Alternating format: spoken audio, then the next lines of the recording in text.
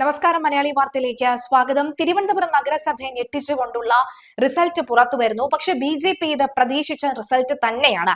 അതായത് ആദ്യ ഫലസൂചന പുറത്തു വന്നപ്പോൾ തിരുവനന്തപുരം നഗരസഭയിൽ LDF, അതായത് കഴിഞ്ഞ വർഷത്തെ പോലെയും അതിന് തൊട്ട് മുൻപത്തെ വർഷത്തെ പോലെയും ഒക്കെ തന്നെ LDFന് വമ്പിച്ചൊരു ലീഡ് നില. അതായത് തിരുവനന്തപുരം നഗരസഭ കഴിഞ്ഞ കുറെ വർഷങ്ങളായി ഭരിച്ചുകൊണ്ടിരുന്നത് LDF ആയിരുന്നു. എന്നാൽ മേയർ ആര്യ രാജേന്ദ്രന്റെ ഭരണം മടുത്തു എന്നുള്ള മട്ടിൽ ജനങ്ങൾ തിരിയും എന്ന് അടിയുറച്ച് BJP വിശ്വസിച്ചിരുന്നു. ആ BJPയുടെ വിശ്വാസം റിസൾട്ടിൽ കാണാൻ സാധിക്കുന്നു എന്ന് വ്യക്തമാകുന്നു. ആദ്യ മണിക്കൂർ പിന്നിടുമ്പോൾ തിരുവനന്തപുരം നഗരസഭയിൽ NDA കൃത്യമായ ലീഡ് നില ഉയർത്തുന്നു എന്ന് വ്യക്തമാക്കിക്കൊണ്ടുള്ള കണക്കുകൾ പുറത്തു വരികയാണ്. കണക്കുകൾ നോക്കുകയാണെങ്കിൽ തിരുവനന്തപുരം നഗരസഭയിൽ 8 ഇടങ്ങളിലാണ് ഈ NDAയുടെ ലീഡ് നില ഉയരുന്നത്.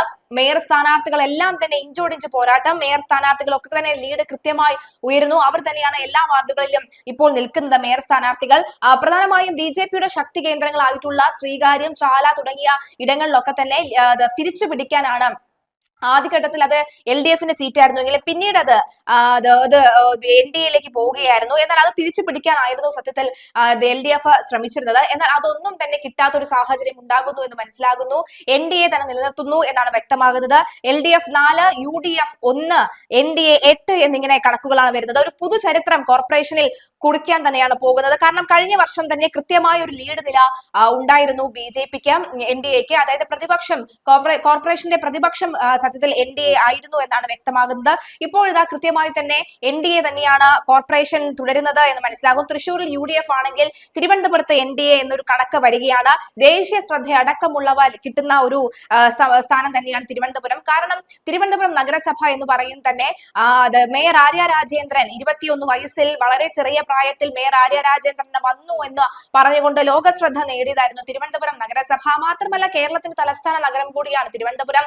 അതുകൊണ്ട് തന്നെ ഈ തിരുവനന്തപുരം നഗരസഭ ആര് ഭരിക്കുന്നു അത് എപ്പോഴും ശ്രദ്ധ കേന്ദ്രീകരിക്കുന്ന ഒന്ന് തന്നെയാണ്. എന്തായാലും NDA വരുന്നത് അതൊരു പക്ഷേ ഇലക്ഷൻ പോളുകളൊക്കെ തന്നെ പറയുന്നത് പോലെ ശ്രദ്ധ നേടുകയാണ്. മാത്രമല്ല കഴിഞ്ഞ ദിവസങ്ങളിൽ NDA പൂർണ്ണമായും അടിച്ചുവാരി തൂത്ത് കയറുമെന്ന് വിചാരിക്കുന്നിടത്തായിരുന്നു BJP കൗൺസിലർ കൂടെയായ അനിൽകുമാറിന്റെ മരണം. അദ്ദേഹത്തിന്റെ തൂങ്ങി മരണമൊക്കെ വന്നതിന് പിന്നാലെ മറ്റൊരു RSS നേതാവിന്റെ കൂടി തൂങ്ങി മരണം ഉണ്ടായിരുന്നു. ആ ഒരു ആത്മഹത്യകളൊക്കെ തന്നെ ഒരു പക്ഷേ NDAയുടെ മുഖം അല്ലെങ്കിൽ NDAയുടെ ലീഡ് അത് തടയിടാൻ സാധ്യതയുണ്ട് എന്ന് പലരും പ്രവചിച്ചിരുന്നുവെങ്കിലും എന്നാൽ അതൊന്നും തന്നെ റിസൾട്ടിൽ കാണുന്നില്ല എന്നാണ് മനസ്സിലാകുന്നത്. ആദ്യ മണിക്കൂറിൽ അത് LDF ആയിരുന്നുവെങ്കിൽ പിന്നീട് NDA കൃത്യമായ ഒരു ലീഡ് നില ഉയർത്തുന്നു. ചാല തുടങ്ങിയ എല്ലാ ഇടങ്ങളിലും, ശ്രീകാര്യം, ചാല, അതുപോലെ ഉള്ളൂർ തുടങ്ങിയ എല്ലാ ഇടങ്ങളിലും തിരുവനന്തപുരം നഗരത്തിലെ പ്രദേശങ്ങളിലെല്ലാം തന്നെ പുതുചരിത്രം കുറിക്കുകയാണ്. ഒരു പുതുചിത്രം തന്നെയാണ് നമുക്ക് കാണാൻ സാധിക്കുന്നത്. അടിയുറച്ച് നമുക്ക് ഇനി ഒരു അരമണിക്കൂർ കൂടി കഴിഞ്ഞ് പറയാം തിരുവനന്തപുരം നഗരസഭ BJP ഭരണത്തിലേക്ക് വരുന്നു എന്നുള്ളത്. അല്പസമയം മുൻപ് പോലും BJP നേതാക്കന്മാരുടെ അഭിപ്രായം തേടിയപ്പോൾ അവർ അടിയുറച്ച് വിശ്വാസം ഉണ്ടായിരുന്നു. പക്ഷെ LDFും സമാനമായ രീതിയിൽ ഒരു വിശ്വാസം തന്നിരുന്നു. പുതിയ ആൾക്കാർ ഇറക്കിക്കൊണ്ട് നല്ല കൃത്യമായ പോരാട്ടം തന്നെയാണ് കാഴ്ചവെച്ചിരുന്നത്.